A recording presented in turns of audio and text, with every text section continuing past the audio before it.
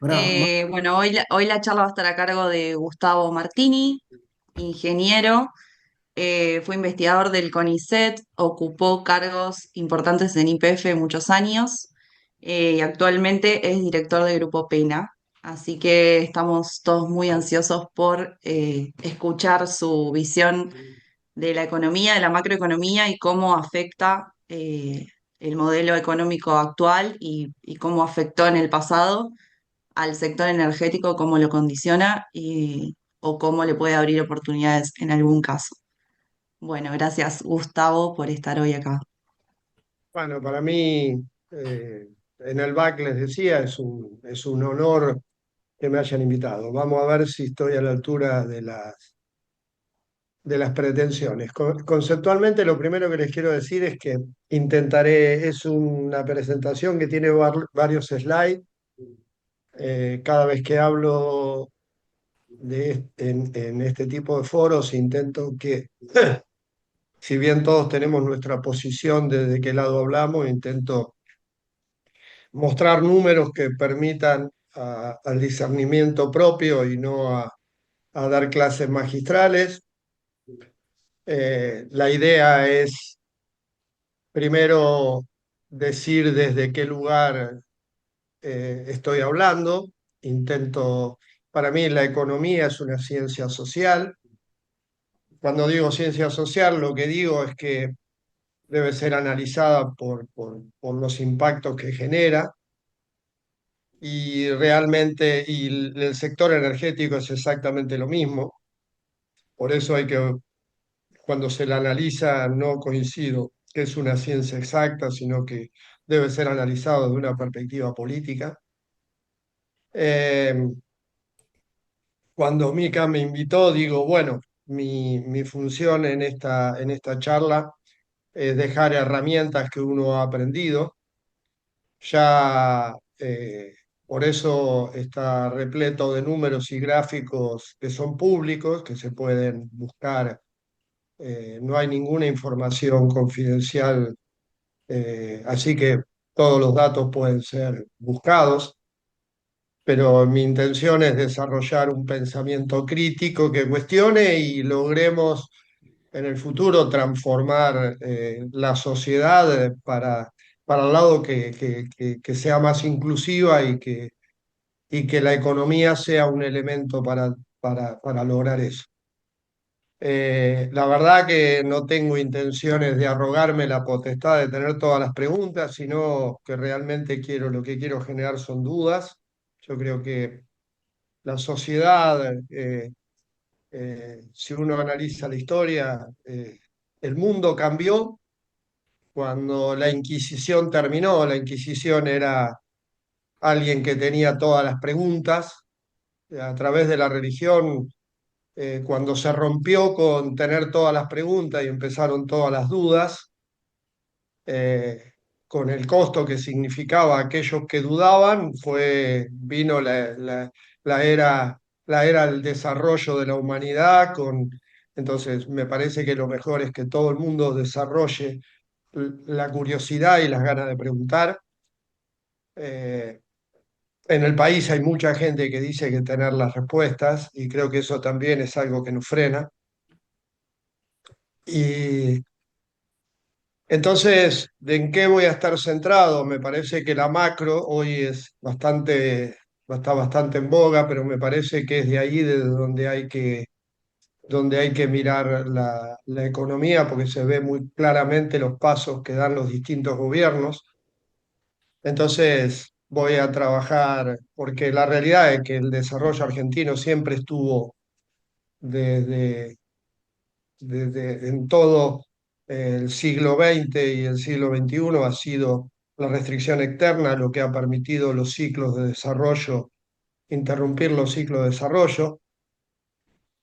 Y esos ciclos de desarrollo se veían cada vez que llegábamos a la restricción externa, aparecía lo que se llama bicicleta financiera, carry trade, le ponemos distintos números, pero es el mismo proceso, donde creemos tener la respuesta que si demoramos la crisis, llegamos hasta el puerto donde vamos a tener la generación de dólares, entonces nos endeudamos prometiendo rentabilidades que lo único que hacen es demorar el proceso de restricción externa, pero al final del camino generando espejismos de estabilidad, de dólar barato, y terminamos con una crisis siempre un poquitito más profunda. Siempre estamos esperando la llegada.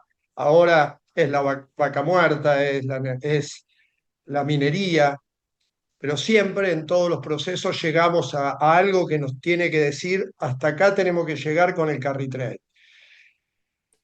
Eh, ¿Y de dónde, cuál es la pretensión? Y mirarlo desde una perspectiva histórica, no mirarlo para ver si está pasando algo novedoso en el país y qué es lo novedoso que está apareciendo en el país. Eh, Porque si no, y conocer cuáles son los errores que hemos cometido. Y acá sí me he despojado de mi posición política y he analizado tres procesos claves de la Argentina desde un punto de vista que intenta ser objetivo, nunca uno es objetivo 100%, pero vernos en los errores también nos va a permitir tener un pensamiento crítico, eh, creo que mejor, ¿no? Ese es el posicionamiento. ¿Por qué encaro el análisis de la balanza de pagos? Porque hay, siempre hay dudas si el INDEC en toda la información puntual es absolutamente representativo de lo que nos pasa. Yo creo que en los últimos años es muy representativo, pero la balanza de pago es el único instrumento que no puede ser modificado. Cuando analizar los procesos en el largo plazo, la balanza de pago implica una moneda externa, el dólar como base y no se puede modificar. Lo que entra y lo que sale es absolutamente, eh, no hay subjetividades en ese, por eso me parece que es una buena herramienta. Eh, Cuando uno empieza a analizar la balanza de pago, eh, una, siempre uno tiende a la simplificación y esto es como una casa. Nosotros tenemos la balanza comercial donde tenemos, después la vamos a- a ir viendo parte por parte, pero a mí se me ocurrió dividirla en 5 periodos donde pasaron cosas en Argentina. Un periodo donde la balanza comercial era muy negativa, generaba mucha necesidad de financiamiento y terminamos con ventas de empresas del Estado por 24.000 millones de dólares y un endeudamiento de 80.000 millones de dólares. Otro periodo donde se intentó a partir de frenar inversiones, desde frenar importaciones y pasó nada, ni. Otros 2 periodos caracterizados por una balanza comercial positiva. Sabemos que la balanza comercial en los aspectos de bienes puede ser, eh, eh, si las exportaciones de bienes son mayores que las exportaciones de... Es como si fuera el sueldo de nuestra casa, nosotros estamos ganando en positivo. Después los servicios reales, Argentina tiene un problema de dependencia tecnológica y normalmente son negativos. Es decir, no hemos llegado a ningún proceso donde hemos exportado más servicio que lo que hemos recibido del mundo. Y la otra parte de la balanza de servicio, que son los intereses pagos y las utilidades de las empresas, eso siempre ha dado negativo. Entonces, la única expectativa de tener una necesidad de financiamiento positivo es lograr que a través de los bienes compensar lo que me va a llevar la balanza de servicios. Esa es lo que ha pasado en el periodo 3 y 4. Ahí en un buen momento donde la necesidad de financiamiento demostraba un ahorro, se cerró un acuerdo con el fondo, una deuda con el fondo, se termina comprando estatizando YPF. eh, y después en el último periodo, un periodo donde en una primera etapa, los primeros 3 años, se llevó a una balanza comercial negativa, que al final hay un freno grande por una crisis económica no buscada, pero que dejó una deuda de 110 millones de dólares entre lo privado y lo público. Y bueno, yo creo que con esos datos centrales, cada cual fue imaginando de qué periodo se trata, ¿no? Y vamos a investigar esos 3 periodos para ver qué pasa hoy, ¿sí? Eh, entonces, esto es lo que explicaba de la balanza comercial de bienes, la balanza comercial de servicios reales. Miremos que sigue siendo negativa. La, la balanza de intereses y utilidades de las empresas que están en Argentina es siempre negativa, porque tenemos a partir del periodo uno una extranjerización de las empresas que hay en el país. Ahora se está dando un fenómeno interesante, distinto, donde hay capitales argentinos que están comprando empresas internacionales. Eh, el crecimiento de Vista es uno de los ejemplos, la compra, hay la compra de bancos extranjeros por bancos nacionales, pero hay un cambio de tendencia.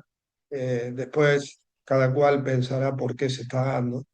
Y después, cuando necesitamos, cuando no logramos ser capaces de generar recursos, salimos a buscar, nos tenemos que financiar con la balanza de capital. Entonces, estos datos obviamente responden a los procesos que están indicados acá. Nos vamos a dedicar a analizar en detalle el primer proceso, el periodo uno, es donde el presidente fue Carlos Saúl Menem, donde estoy interesado en ver la serie, que todavía no la vi, que me dicen que es muy graciosa, con los resultados que hemos visto ahí en ese periodo. Después un periodo que no lo vamos a analizar porque la verdad que los líderes, los líderes que no terminan definiendo un perfil, ni el de la Rúa ni Fernández, Alberto Fernández, son analizables. Realmente no, los balances son tan mínimos en, en lo que pasó en los grandes movimientos económicos que no lo he sometido a análisis. Algo vamos a decir, pero en estas curvas no lo he metido. Después definí 2 periodos en eh, el cuando analizo del 2003 al 2015, que no está asignado por el cambio de la presidencia entre la familia Kirchner, entre Néstor y Cristina, no está asignado por eso, sino por un evento que considero clave y relacionado con la energía, que es que aparece a partir del 2006. Es ahí donde hay un cambio de patrón en la realidad argentina. Y después el periodo del presidente Macri. ¿Sí? Estos son los periodos. Antes de empezar los análisis, a mí me interesa generar una discusión, o por lo menos plantear. Nosotros tenemos eh, una permanente puestas entre amigo y enemigo, entre nuestras capacidades naturales de generación de energía. Entonces, los que somos industrialistas vemos en la actividad primaria con cierto recelo, pero la realidad es que nosotros tenemos un posicionamiento de materia prima que tiene que ser la base y tiene que ser el pilar de nuestro crecimiento. Lo que pasa es que nunca terminamos de definir cuáles son los patrones de crecimiento. Hago un ejemplo para los que no ven esta realidad y me parecía interesante ver cuánto sale hoy la soja y el trigo y cuánto sale un avión, un Boeing, eh, la tonelada. Y ahí vemos que para comprar un Boeing es equivalente a 1,5 millones de toneladas de trigo. Entonces, claramente la capacidad de pago que tiene aquella sociedad que hace el Boeing, el salario de esa sociedad que produce el Boeing 787 o cualquier producto tecnológico, le permite obviamente pagar muchísimo mejores salarios y hacer una distribución en su sociedad muchísimo más de mayor valor agregado. Entonces, me parece que la pelea o los procesos futuros tienen que estar pensando cuál es, no pelearnos con nuestra capacidad de generar materias primas, pero sí tener una política de agregado de valor desde lo estratégico, desde los gobiernos futuros. La realidad es que hay ejemplos muy claros de eso. Si uno se va a China, pero es una sociedad milenaria, salgamos de China porque es el ejemplo más fácil, pero si uno mira lo que fueron los tigres asiáticos en 1950 y lo que es hoy, se da cuenta de que en 40, 50 años pudieron transformar su matriz y transformarse de una matriz eh, que solo cultivaba para comer y como podía, a lograr una matriz tecnológica que nos venden productos a nosotros. Entonces, la realidad que es posible, pero hay que tener una decisión muy fuerte política para ese cambio de tendencia. Y nosotros contamos con recursos naturales para hacerlo. Entonces, ahí es donde creo que la economía es una ciencia social y debiera ser pensada para cambiar la matriz eh, de generación de riqueza del país, ¿no? Esto lo hago cuando hablo del intercambio comercial, me gusta desmistificar cosas.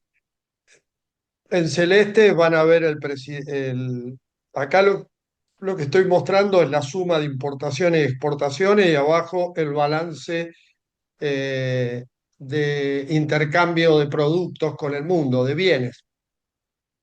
En el periodo celeste que está marcado, los medios hablaban de que era Venezuela. Y sin embargo es el pico de mayor intercambio de productos con el mundo. Y después cuando se vino a cortar a Venezuela, el intercambio con el mundo cayó. Y lo hizo comprando productos suntuarios, que después vamos a ver, con una balanza comercial que pasó a ser negativa. Pero ya en el último proceso del sector verde ya estábamos viendo algunos problemas. Así que también tenemos que analizar esos problemas que se ven en ese cambio de tendencia. Pero lo concreto es que a veces lo que se dice que pasa no es lo mismo que lo que pasa. Entonces, la realidad es que en Celeste lo que podemos ver que fue un proceso de que, a pesar de que se decía que estábamos cerrados al mundo, fue el proceso más virtuoso de intercambio de, de materiales. Entonces, lo que vemos es que hay muchos periodos ahí en violeta que quedó en la presentación, que son la necesidad de financiamiento. Entonces, el menemismo está ultra analizado en los tiempos. Los que vamos a analizar es los dos momentos del kirchnerismo y vamos a analizar el proceso macrista, porque acá se ven los dos modelos en pugna pero también se le ven errores a los dos modelos, ¿sí? Hay, como verán en el periodo macrista, en la nota uno a la izquierda, lo que vemos es un proceso absolutamente negativo desde la necesidad de financiamiento. Ahí vemos que todos los meses de todo su periodo tuvo necesidad de financiamiento porque estábamos importando más que lo que exportamos. Ahí se da un efecto que quizás van a ver algún, algo de lo que vamos a ver del proceso actual, pero acá el periodo macrista estuvo caracterizado por permanente necesidad de financiamiento externo. eh, Y cuando uno analiza los números, se da cuenta y lo analiza mes a mes, se da cuenta que eso radicó en importación de servicios no justificados por la actividad industrial. Es decir, si uno está comprando servicios al mundo, pero que eso le da un salto de calidad desde el punto de vista de su capacidad tecnológica, hasta sería razonable, pero no se dio en ese efecto. Y por ese lado, por año pasamos de tener un, un déficit de 2.000 millones de dólares a 8.300 millones de dólares por año. En 4 años son alrededor de unos 30.000 millones, o sea, si hacemos 6 por 4 son 24.000 millones de dólares que son injustificados eh, y que tiene el mismo patrón la situación del periodo. Y de nuevo volvemos a la gran película que es Plata Dulce, donde evidentemente vemos una característica de los procesos neoliberales. Entonces, eso es más o menos lo grande que se puede ver desde la balanza de pago. Ahora, ¿qué pasó en el periodo? ¿Por qué separé el gobierno de Néstor y Cristina Kirchner en dos etapas que no corresponden a los cambios de mandato, sino corresponden al cambio de patrón? Si ustedes analizan esto que veíamos recién y vemos la necesidad de financiamiento, vemos que algo pasó, que en el 2010 empezamos a ver una sintomatología que se debió haber visto antes. Si ven el gráfico, ¿por qué es el cambio de tendencia? Fíjense qué pasaba con la situación energética. Fíjense lo que pasa en el cuadro de abajo, donde hay un circulito. Fíjense qué está pasando con la importación de energía. La importación de energía, Repsol no estaba cumpliendo con su compromiso de exploración de crudo, y para cubrir los crecimientos que después vamos a ver en el PBI, hay una decisión política de empezar a importar gasoil. Si se recuerdan, los que son más grandes como yo, se acuerdan. Te Se te muteaste mutió. sin querer. Fíjate abajo hay un micrófono y abajo a la izquierda tenés como el icono de un micrófono, seguro tocaste ahí. Acá está. Ahí está, Ahora, perfecto. Sí, bueno, perfecto. lo que comentaba es que si ven el gráfico abajo, a la derecha, y hay un círculo, ven que hay una curva violeta que empieza a crecer, que es la importación de energía. En ese momento, ya ese proceso empieza más o menos en el 2006. Las consecuencias se terminan viendo en el 2010. ¿Sí? ¿Lo alcanzan a ver lo que estoy diciendo? Entonces, concretamente, ahí hubo una imprevisión de los que administraban la energía en el país y una decisión política clara de mantener el crecimiento, por lo que significa mantener el crecimiento del PBI y la actividad económica a desmedro de ir importando Se hablaba en ese momento de la política anticíclica que utilizaba recursos del Banco Central para el pago de importaciones de energía. Se hicieron todas las famosas, se importaba gasoil, se hicieron todas las usinas, hay usinas productoras de energía eléctrica en distintos lugares del país a través de Camesa y se empezó a consumir gasoil e importar gasoil. En ese momento la importación de gasoil estaba, para que tengan una referencia, a $1 el litro y se vendía en las estaciones de servicio a 0,5 dólares el litro el combustible, con lo cual esa importación era toda a pérdida.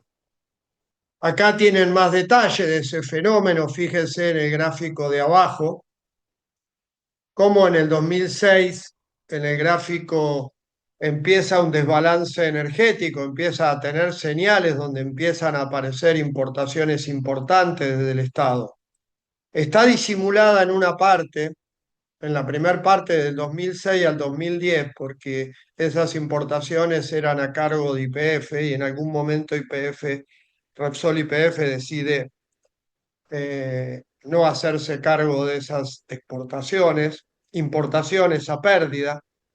Obviamente que Repsol YPF lo hacía con la intención, eh, entregaba por un lado, pero le permitían sacar utilidades por otro, y concretamente importaba el combustible, pero hay un momento de quiebre. El 2010 es un momento realmente de quiebre.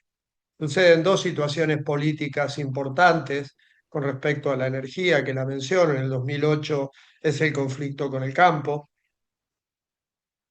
En ese momento Argentina tenía un presupuesto que iba a tener que importar gasoil por 5.000 millones de dólares. No quería cambiar el precio del surtidor, al no querer cambiar para no frenar el proceso de crecimiento del PBI.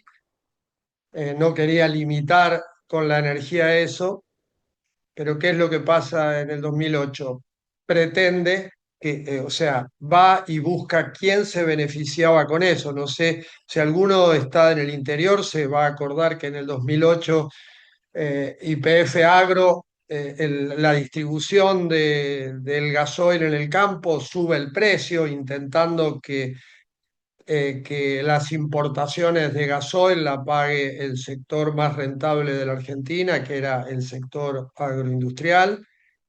Y lo que hacía, lo que pasaba en el interior, se llenaban las estaciones de servicios de pequeños tanques que iban y cargaban portátiles y cargaban gasoil porque la estación de servicio estaba mucho más barata. O sea que ahí se fracasó, entonces el proceso después fue hacer el famoso tema de las retenciones, la 1025, que era decir, bueno, no puedo cobrarlo, esos 5.000 millones de dólares vengan desde las retenciones, cobrar ese gasoil que teníamos un quebranto desde la retención. Viene el conflicto con el campo. Pero todo originado desde el sector energético, claramente. Y también en el medio aparece una idea nefasta de la aparición de los esquenazis en Repsol YPF, que se adueña del 20% de las acciones de YPF, y que iba a pagar ese ingreso con eh, el dinero de las utilidades que obtenía YPF. Ya sabemos los resultados de ese tipo de decisiones. Si uno analiza Repsol YPF, ¿qué pasó? Esto es información pública, no tengo... ustedes fíjense qué pasó con las utilidades desde que Repsol compró YPF. Desde que Repsol compró YPF en el 97 hasta el 2010 obtuvo utilidades por 16.600 millones de dólares y distribuyó dividendos por 14.200. ¿Qué significa esto? Que la inversión que que había hecho en todo ese periodo YPF era de 2.000 millones de dólares. Eso no es inversión, eso es simplemente mantener el statu quo de producción de los pozos. Con lo cual, ¿cuál es el resultado? El resultado es la falta de inversión dentro de lo que era Repsol YPF y produjo ese déficit energético en el país que no pudo soportar el crecimiento. Y aparece lo que se llama la restricción externa. Después de la mala decisión de los Eskenazi, aparece lo que yo creo que es una excelente decisión, que fue la expropiación de YPF en el 2012, eh, y cuyo título era de la soberanía hidrocarburífica de la República Argentina, que creo que es real ese título. Y creo que eso fue una gran decisión, que ahí eh, tuvo una presidencia realmente muy interesante, que es el dueño de Vista, eh, que realmente cambió es en contra de lo que se pensaba. En el gráfico de abajo ve cuál fue la interpretación del mercado de esa decisión. Al poco tiempo, ahí se trabajó y me tocó participar del programa de los 100 días. Y la verdad que fíjense qué pasó con la acción de YPF. En contra de lo que se pensaba que una empresa estatal podía mejorar su estado de, hasta en el mundo económico real había una valoración importante de los primeros pasos que hizo YPF como empresa estatal. Ahí empieza a sonar el nombre de Vaca Muerta y se empieza a trabajar en todos los esfuerzos para, para generar lo que hoy es un hecho real, que es Vaca Muerta, ¿no? Vamos a repasar lo destacado de la gestión de Macri. Ya vimos los errores que se cometieron y que no fuimos capaces de ver con la energía y que fue lo que generó la restricción externa de los gobiernos de Kirchner. Ahora vamos a ver qué pasó, cómo viene la solución. Eh, No hay mucha novedad con respecto al menemismo. Hay un aumento de importaciones suntuarias, productos terminados que anteriormente que bloqueaban la sustitución de importaciones. Hay lo que comentaba, un fuertísimo incremento del pago de servicios.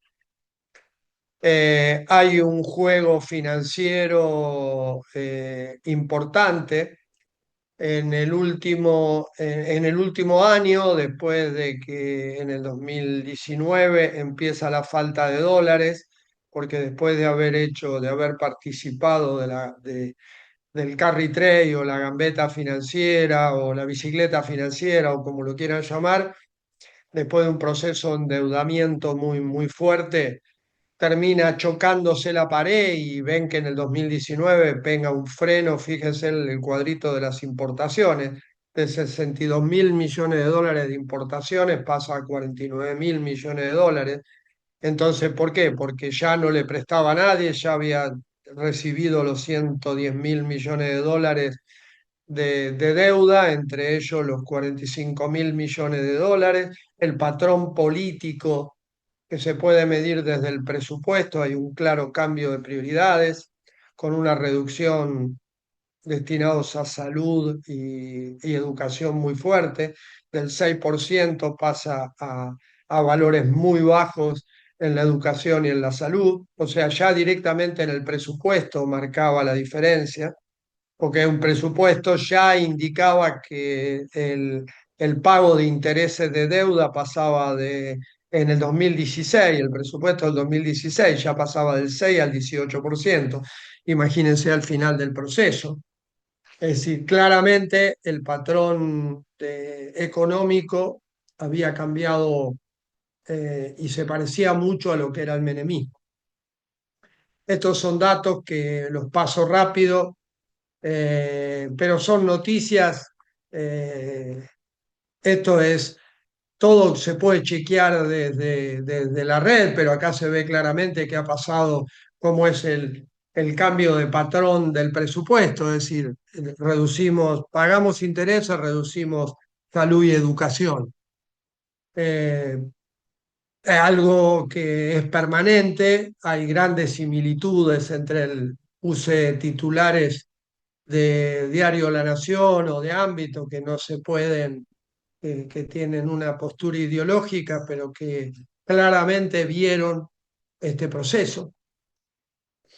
Entonces, cuando vos estás perdiendo plata y estás teniendo necesidad de financiamiento, tenés tres alternativas. Es como cuando en casa no, los ingresos no alcanzan. Tengo que salir a buscar al mercado o vender el auto, que es, o recurro a los ahorros, cuando me va mal busco lo que tengo ahorrado, que esos son las reservas del Banco Central.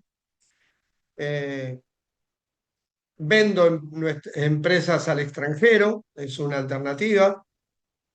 O pido dólares a organismos internacionales. Cuando ya no hay nadie que me pueda ayudar desde el punto de vista privado, busco. Entonces vamos a ver qué viene pasando y ya nos metemos, ya entendimos cómo fueron los procesos. Vamos a ver qué está pasando ahora, ¿no? Un poquitito. Bueno, ahora empezamos a ver lo novedoso si hay alguna novedad en este nuevo proceso eh, que nos está gobernando. Presentó un presupuesto que decía que en el 2025 íbamos a tener un superávit, un saldo comercial de 20.000 millones de dólares. Así decía el presupuesto. Bueno, la realidad es que el primer trimestre dio un déficit de 5.000 millones de dólares. Eh, un poco distinto a lo que ahora cuando uno analiza qué está pasando en el balance cambiario, ve que es un proceso que viene desde junio del 24. El primer semestre de Milei lo, lo resuelve y pareciera que habría aires interesantes desde el punto de vista económico, no desde el punto de vista social. Desde el punto de vista económico, suben las reservas, pero esa subida de reservas es simplemente porque hay un corte abrupto de las importaciones, hay una licuación de salarios de la jubilación, hay licuación de salarios en todo lo que es los organismos públicos. Eso en la micro y en la macro lo que hace es paralizar todo lo que es importaciones. Entonces, mantiene solamente las exportaciones y parece que hay un crecimiento de las reservas del Banco Central. Parte de unos 12.000, 13.000 millones de dólares de reservas netas negativas a llegar a casi cero de reservas netas negativas. Después hablamos qué son las reservas netas negativas, pero ese proceso se termina cuando empiezan a pagar las importaciones. O sea, un país se puede parar 4 o 5 meses, pero no se puede parar en eterno. Cuando empieza a la economía a funcionar y necesita de elementos para seguir los días, salir de la turbulencia inicial y, y del shock, empezás a vivir. Y cuando se empezás a vivir, empieza a haber necesidades de importación. Bueno, como ven, es que desde junio del 2024 lo que estamos en un proceso negativo desde el punto de vista del balance cambiario. O sea, siempre necesitamos de dinero que alguien nos preste para poder vivir. Acá lo ven desde otra forma y el gráfico de arriba es un gráfico que representa lo que le mostraba en el gráfico anterior, el de la derecha de arriba. Fíjense lo que está pasando con los servicios. Ustedes se acuerdan lo que yo mencionaba con el gobierno de Macri, el crecimiento de los servicios de importación. Ustedes, esto es un gráfico del INDEC. Fíjense lo que pasó, la curva de servicios, la plata que estamos destinando en el primer trimestre del 2025 para los servicios de importación. En el gráfico de abajo, un gráfico de Amílcar Collante que me parece muy interesante. Fíjense lo que nosotros venimos logrando en los últimos meses por Vaca Muerta, que después vamos a ver por qué es ese proceso positivo de balanza comercial positiva. Nos estamos comiendo todo eso simplemente con los gastos de turismo y los gastos de tarjeta de crédito al exterior. O sea, nosotros generamos un proceso virtuoso de la energía que lo estamos perdiendo en gastos suntuarios. Acá hay un gráfico, no me voy a detener mucho, pero dice lo mismo. Fíjense la curva punteada a la derecha, cómo cae la balanza comercial de turismo. Hay un gráfico muy interesante a la izquierda, que lo saqué de la Fundación Mediterránea. A la izquierda, abajo.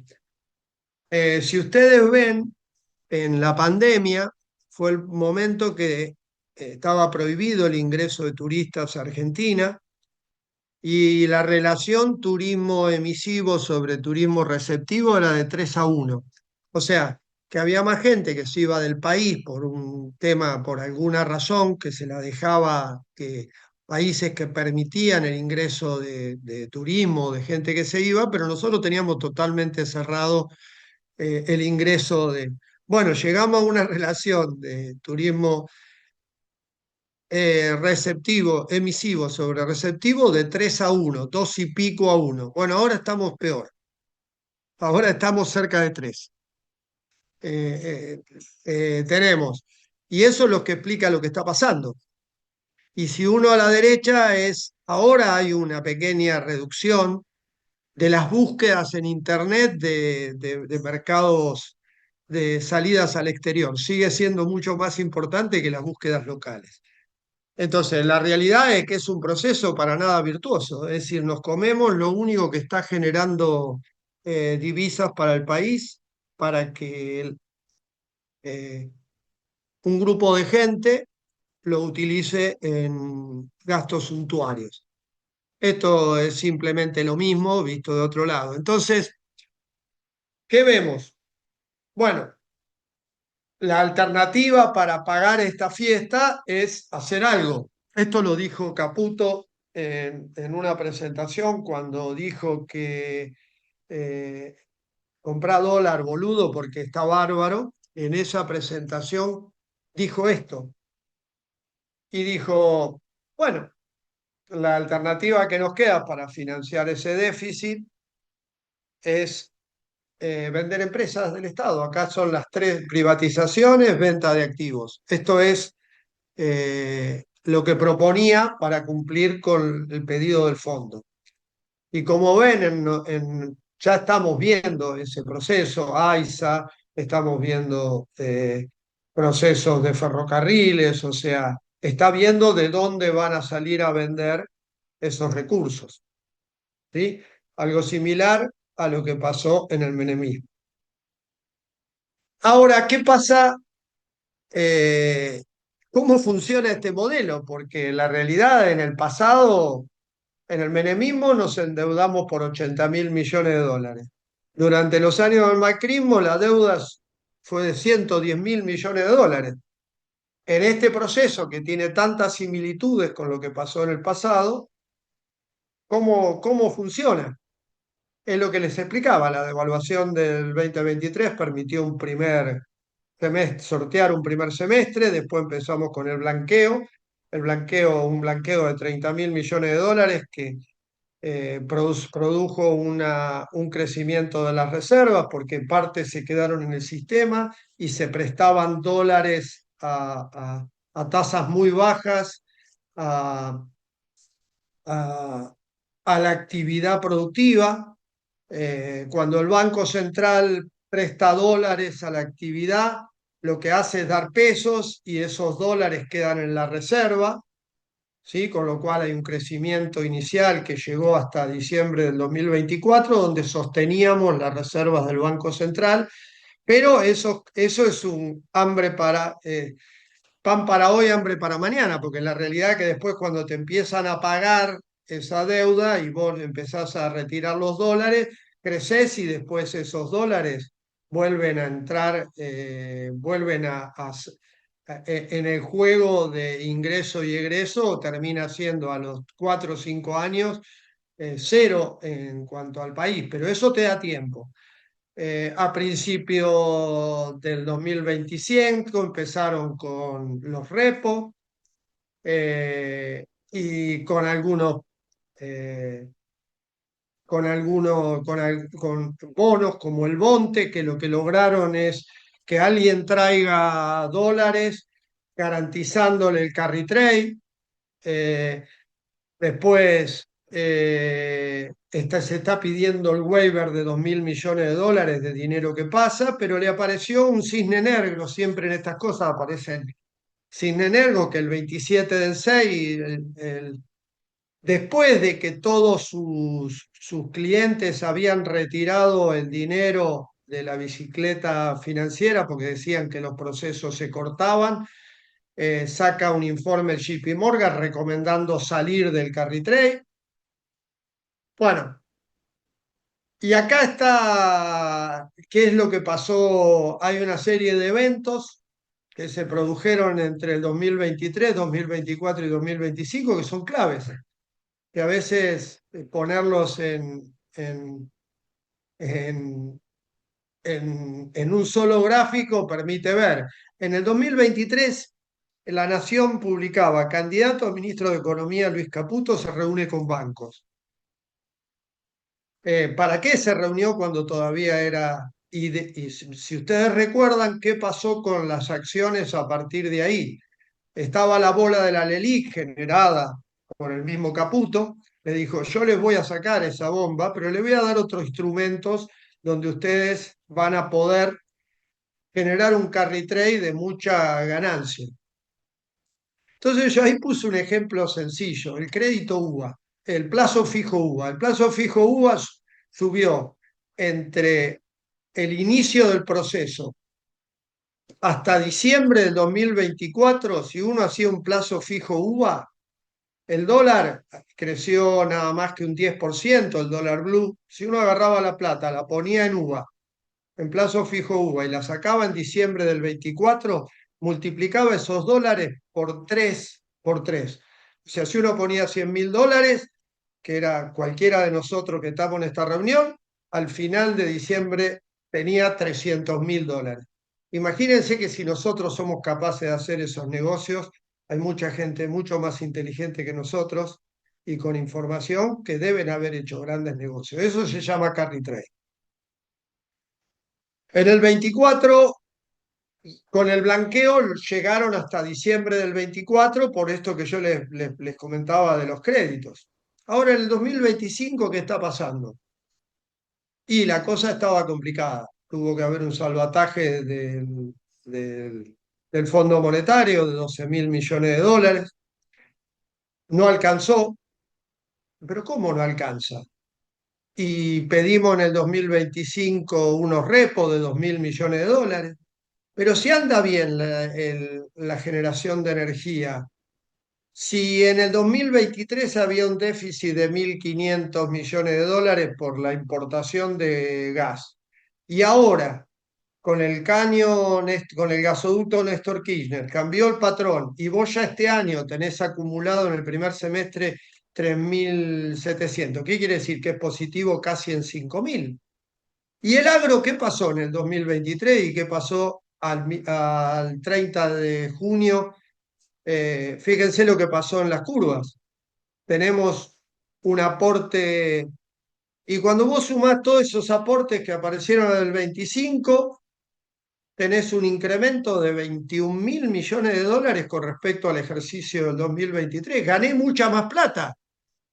Algo pasó, que estoy teniendo problemas con, o sea, el carry trade que estoy generando, a pesar de que tuve un momento productivo superior, superador al 2023, no logré estabilizar mis cuentas. ¿Y qué pasa en la segunda parte del año? Y la segunda parte del año yo me puse a hacer algunos números y necesitamos 12.000 millones de dólares más. ¿Por qué?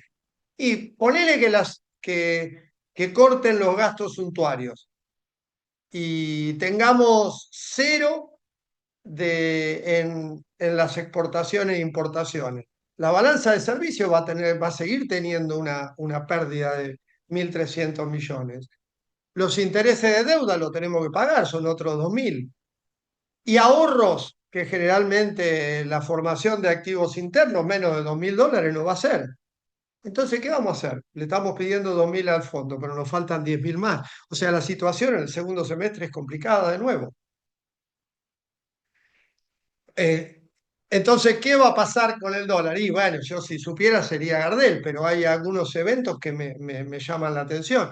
Fíjense el gráfico de abajo a la izquierda, que ya las negociaciones futuras de dólares, cómo están haciendo el carry trade ahora, al que le ofrecen bonos al dólar futuro para plancharle el dólar futuro, pero las tasas para cumplir con esa subida del dólar futuro que se prevé tienen que ser, fíjense que hay tasas de 40% que se están hablando, contra una inflación del 20%, porque tienen que garantizarle para lograr esos 12.000 millones de dólares que alguien traiga dólares para seguir este proceso de carry trade. Por eso es la picada de las... Pero claro, esas tasas, ese crecimiento de tasas, ¿qué genera a la pyme que necesita un crédito para financiarse? Subida de tasas, con lo cual el proceso de crecimiento se frena.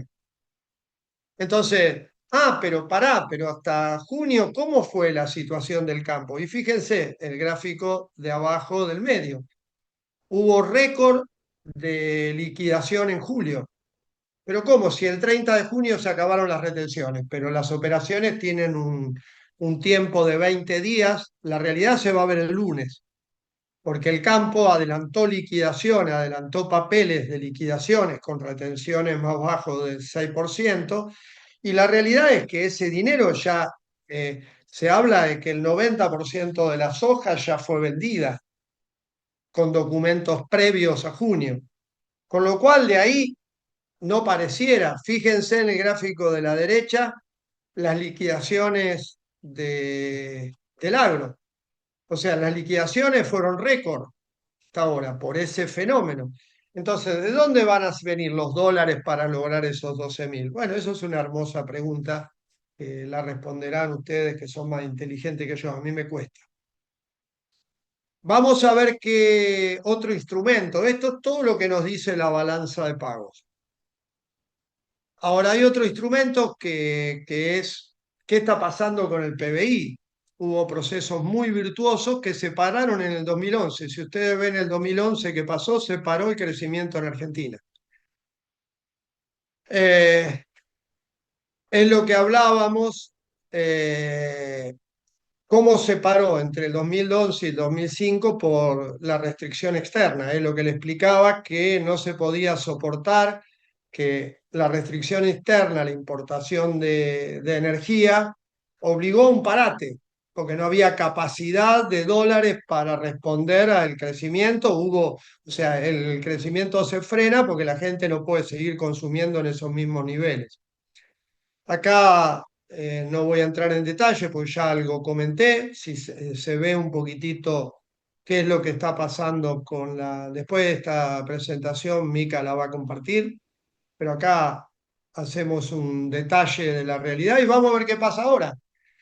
Y Argentina está en un callejón de PBI que no sale y que no puede salir. El gráfico hace 19 años que ese callejón está estancada desde el 2010 que Argentina no crece. Hay eventos, la pandemia la cayó, hay una B, cortamos, sube, pero yo lo que quiero hacer es un comentario. El crecimiento del PBI no significa distribución. La distribución es política. ¿En qué sectores? Lo que sí estamos diciendo es si la economía se mueve. Ahora, la economía se puede mover con una distribución regresiva o con una distribución más progresiva. No estoy hablando de distribución, estoy hablando de crecimiento. Es decir, yo puedo tener ingresos en mi casa y no darle de comer a mis hijos. pero los ingresos los tengo. ¿Está claro? O sea, nada hablo de la distribución que yo hago con esos ingresos, pero la realidad es que Argentina está como paralizada. Cuando miramos el indicador de la actividad de la construcción, sí, claramente es un país que mató toda la actividad de construcción, el gráfico de la izquierda abajo, y el gráfico de la derecha es cuáles son las inversiones del Estado. O sea, un Estado se puede mantener con ese nivel de inversión a nivel nacional. Es muy difícil. O sea, ¿cuántos años más podemos estar sin rutas? ¿Cuántos años más podemos estar sin inversiones de cloaca? ¿Con cuántos años más podemos seguir sin ese tipo de inversiones? Con este nivel de inversiones de PBI. La verdad que es muy difícil hasta para las actividades. La actividad minera es una gran oportunidad que tenemos en todo el cordón, en todo lo que es Jujuy, Salta, Catamarca, San Juan, Mendoza. La verdad que hay muchísima actividad, pero la actividad está parada porque los capitales externos preguntan, che, ¿y cómo voy a mover al puerto los productos? Sin inversiones de, de cómo llevo lo que saco de la montaña hacia el puerto, no hay, ¿en qué rutas voy a moverme hasta el puerto? Es difícil. Un país con ese nivel de inversión es muy difícil que logre el modelo de desarrollo que creo que todos tenemos en la cabeza. Ahora, este PBI, ¿creció el PBI? Sí, el PBI está creciendo, tiene, fijémonos arriba, que hay una B corta, hay un crecimiento.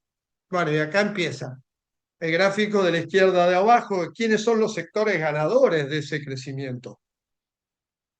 Claramente, todo el crecimiento del PBI se lo lleva a las actividades primarias, la pesca. Sabemos lo que pasó al inicio de este gobierno con la pesca en el sur. Eh, eh, la minería está creciendo, realmente hay oportunidades claras. El agro, que como les mostraba antes, las liquidaciones del agro fueron muchísimo más importantes que en el 24 y que en el 23, y la intermediación financiera como actividades importantes que incrementan el PBI. ¿Y quiénes son los perdedores en la jugada? Y claramente la construcción, ya lo vimos, y la industria. La industria esencialmente sustitutiva de importaciones, ¿sí? La que más gente, la pyme, la que más gente emplea. Hay una pérdida de puestos de trabajo de unos 100.000 personas que dejaron de, de tener un, un salario formal y pasaron después lo vamos a ver, a, a ser rápido. Bueno, esto es lo que está pasando con el índice de producción industrial manufacturera, ¿sí? Esta es la situación eh, pero para no hacerla ahora, si ustedes ven algo que es muy interesante a la derecha, se comparan todos los primeros 14 meses de la presidencia. ¿Ustedes recuerdan qué pasó en diciembre en el país? O sea, la actividad industrial se paró porque no había precio para las materias primas y para los productos. Entonces, al pararse en diciembre del 2023, porque no se sabía qué iba a pasar, se hablaba de dólar a cualquier lugar, el que tenía una pyme, a mí me tocó trabajar, ser director de una pyme, uno trataba de cubrirse y esperar a ver que muestren las cartas, a ver qué se le jugaba. Entonces vos tenías que parar tu proceso productivo porque quizás comprabas materias primas y perdías plata cuando vendías el producto. Entonces hubo una paralización de las actividades. Entonces, cuando agarramos y analizamos desde enero, ¿qué está pasando? Y la verdad que la performance de Milei es la mejor de los últimos presidentes del país.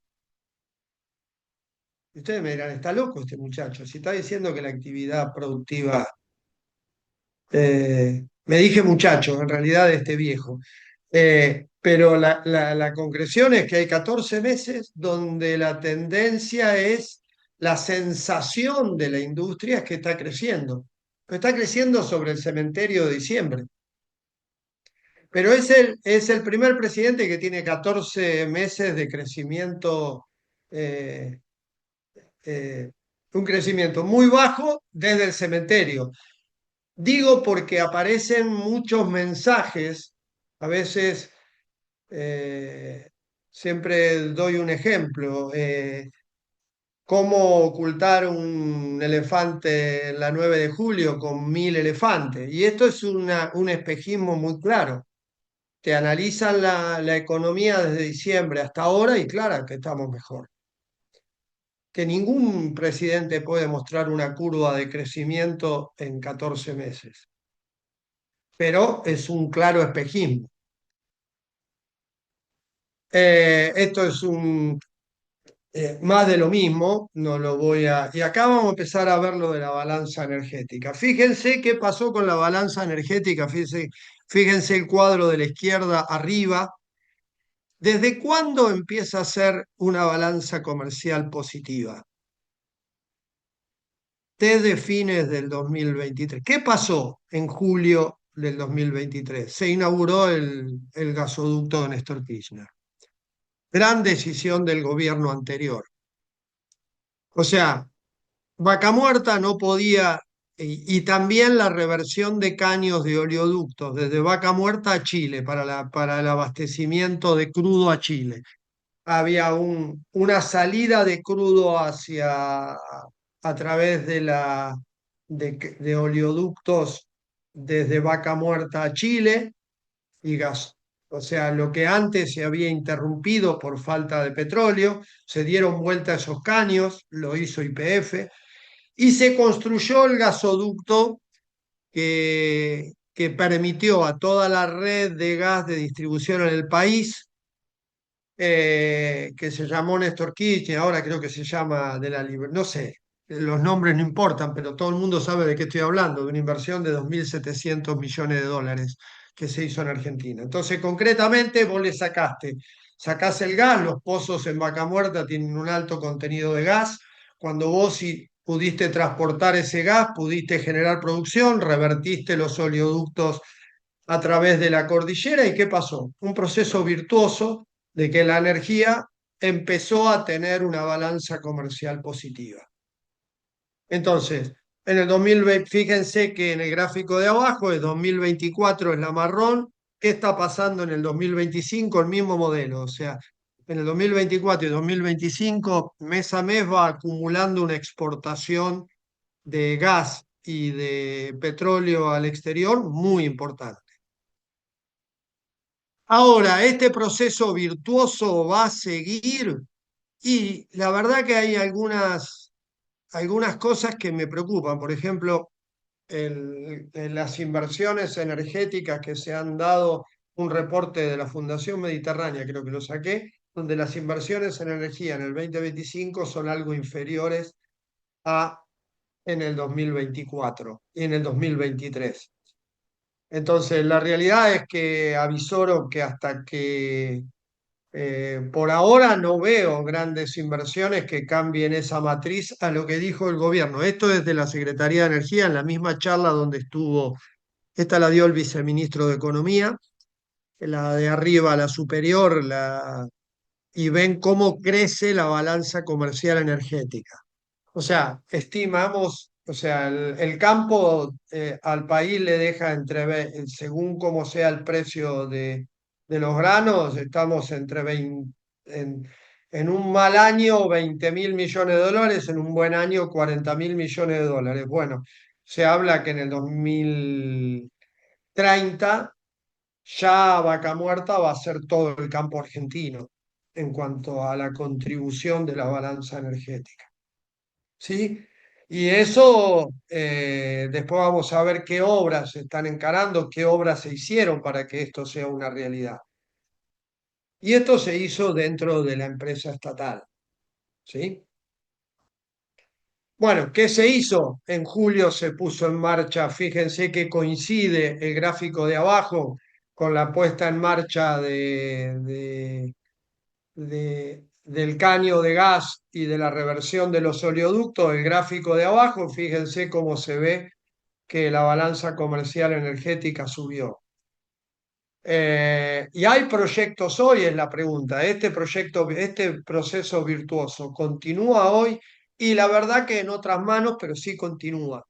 Hay un grupo generado por YPF, Plus Petrol, Chevron, eh, y distintas, donde se está construyendo un oleoducto que es muy importante porque lleva el crudo desde Vaca Muerta hasta Río Negro o hasta Bahía Blanca, que eso también va a permitir la exportación de crudo hacia a través del Atlántico. La realidad, hay muchos proyectos con respecto al... En la izquierda van a ver los oleoductos que se están en vista de construcción, el Vaca Muerta Sur, el duplicar el norte, ese lo está haciendo Oldelval. Oldelval es la administradora privada que tiene participación de varias petroleras en sus activos, que hace todo el movimiento de crudo alrededor del país. Es el crudo que llega a las refinerías de YPF y de Campana y de Shell. El crudo viene por los caños, hay una etapa que hace Oldelval y desde Bahía Blanca se distribuye a las refinerías. Pero lo importante es que hay procesos de inversión, que eso va a dar que explote, digamos, que si hay inversiones en Vaca Muerta, van a crecer. Para que tengan una idea, los descubrimientos de petróleo de Vaca Muerta están utilizando más o menos, vienen utilizados más o menos el 5% por los procesos de inversión. Ahora quizás es más, este número lo tengo de hace 2 años, pero eh, los niveles de inversión ahora tienen que crecer. Cuando le den la salida al crudo para poder exportar, se autofinancian esos proyectos. Y también, ¿qué es lo que estamos viendo? Que hay dos proyectos de oleoducto de este proceso virtuoso que surge del gasoducto. Hay una situación que Argentina importa, por ejemplo, 1 millón de toneladas de urea. Brasil creo que está 10 veces más en la cantidad de urea que exporta de zona asiática. Y la verdad que la urea es una transformación del gas natural, es profértil en Bahía Blanca. Bahía Blanca produce 1 millón y acá el gráfico de abajo, fíjense todo lo que se importa desde afuera. Bueno, eso es un proyecto, ahí está el proyecto de duplicar Profértil, que está en marcha, el proyecto de duplicar la capacidad de producción, o sea, eso es transformar gas en valor agregado. Está el proyecto de metanol en Bahía Blanca, en Plaza Winkle, que es un proyecto chico, pero que también agrega valor sobre el gas natural en Neuquén, y, pero es mínimo, pero sí el de la urea es un proyecto muy interesante. Escuché que Pampa Energía también está analizando invertir en una planta de urea, pero ya pensando en Brasil, en exportar a Brasil, en las necesidades de Brasil. La urea es un fertilizante, para el que no conoce, que es de uso casi indispensable para el campo argentino.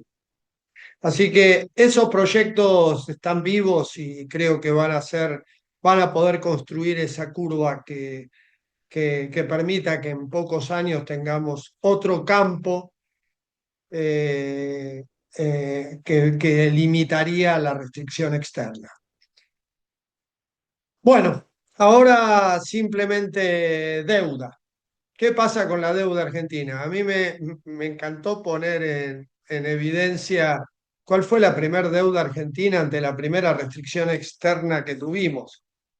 Y es muy interesante saber que el empréstito de la Baring Brothers con Bernardino Rivadavia, íbamos a construir un puerto en Buenos Aires y pueblos de frontera para que no ataquen a los que iban a traer las vacas al puerto para poder exportarlas.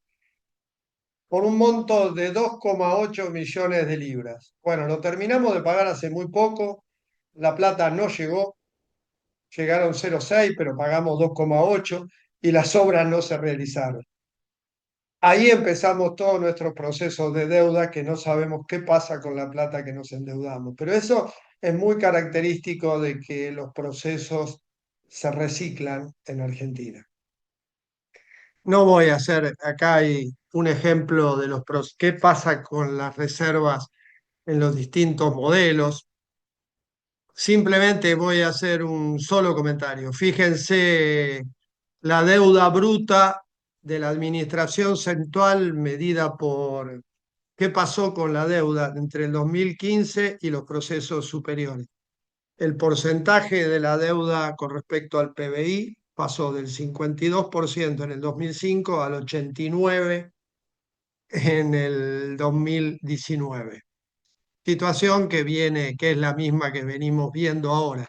Esta es el patrón hasta, no encontré estos gráficos se pueden ver en internet, pero otro factor importante que se dio en el 2015 que es complicado, porque crece acá en el gráfico de la derecha a la izquierda, de a la derecha abajo pueden ver en, en- en verde cuál es la deuda contraída en moneda que no manejamos, en dólares con respecto a la deuda en pesos. La transformación a deuda en dólares porcentual es mucho peor porque nosotros es una moneda que no generamos. Entonces no es lo mismo endeudarte en pesos, que es una moneda que vos podés manejar, a una moneda en dólares. Como país es bastante más complicado.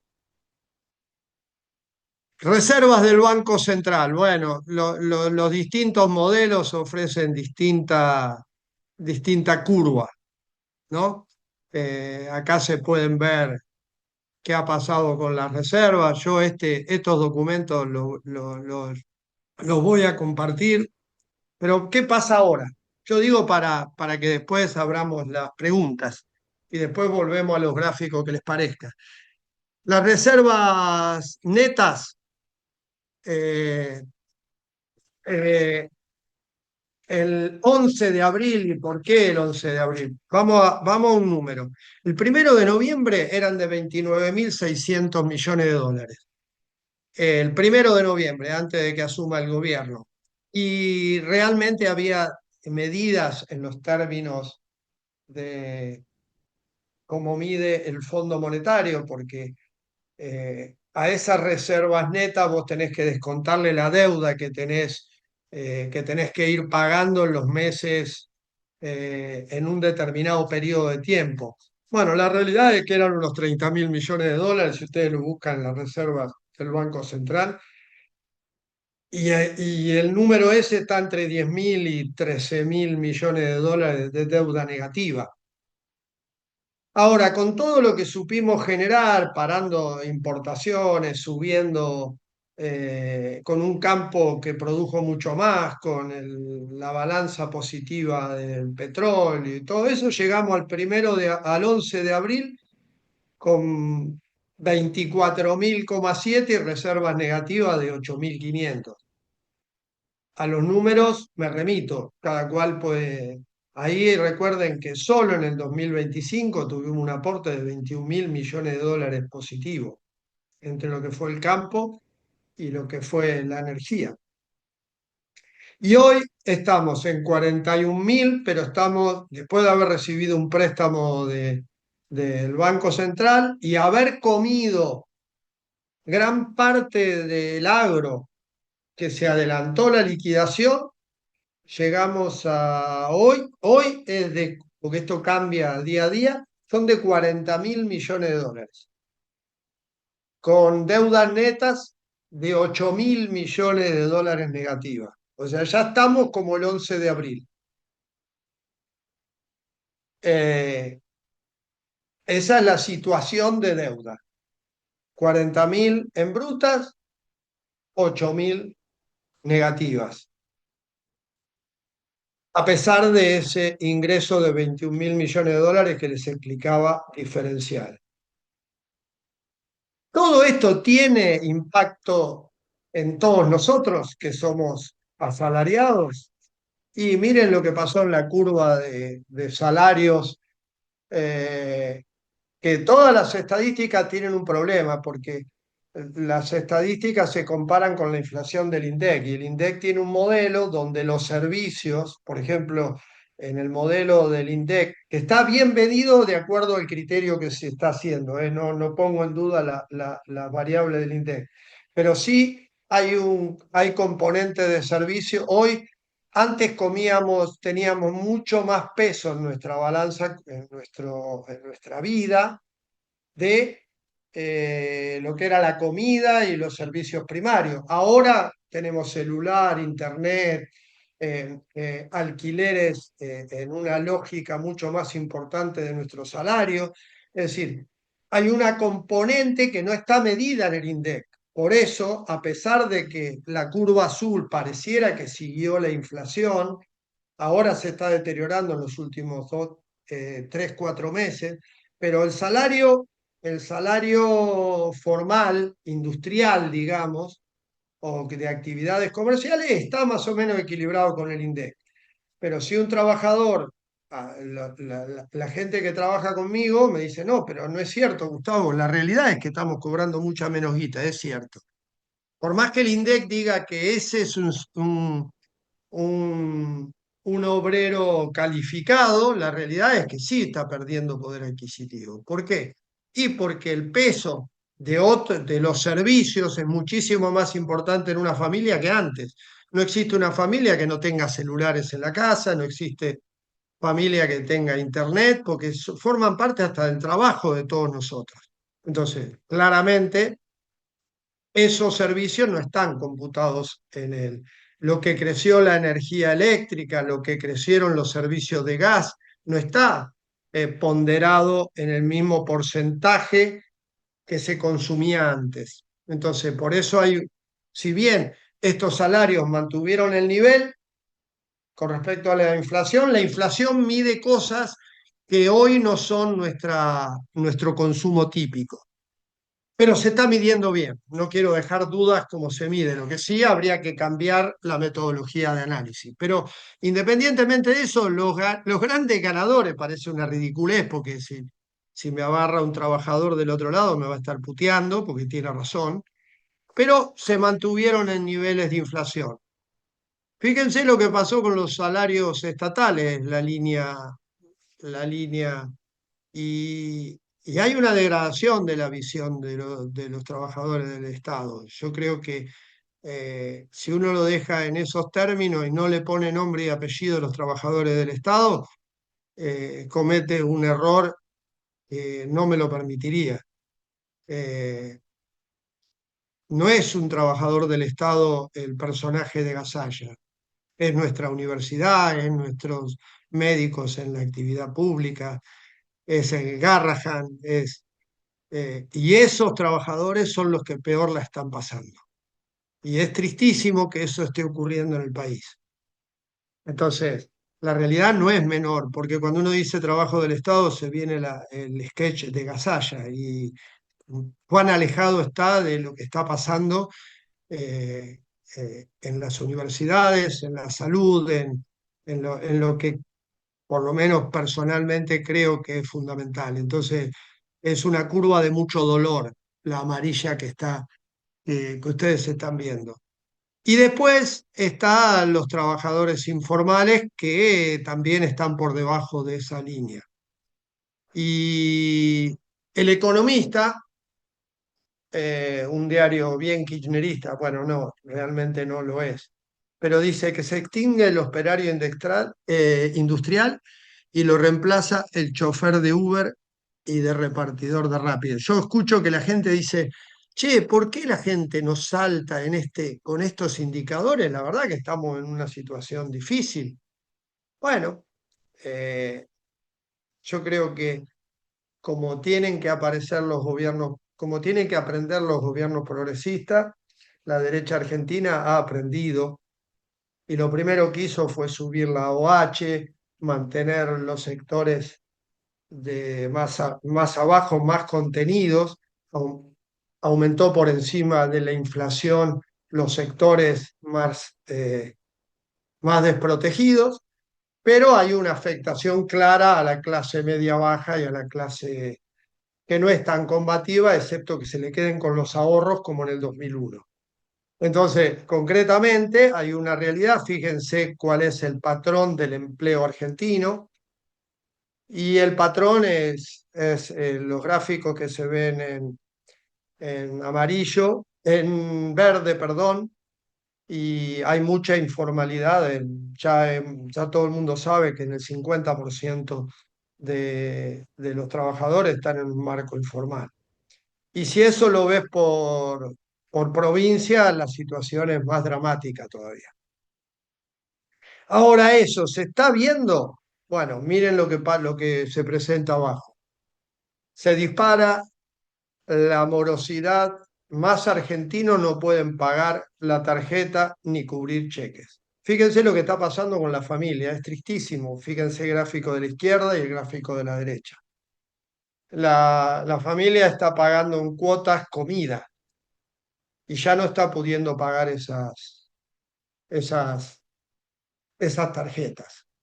¿Sí? Y ya estamos en niveles altísimos. Fíjense el gráfico de la derecha que estamos comparados con la pandemia, con el no pago de las tarjetas y comparados con procesos previos que terminaron en una situación.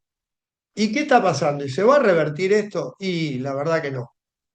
Lo que está pasando es, tenemos créditos UVA, fíjense, si uno quiere pedir un crédito hipotecario, hoy tiene que estar pagando tasas arriba del UVA, que es la inflación, de casi un 10%.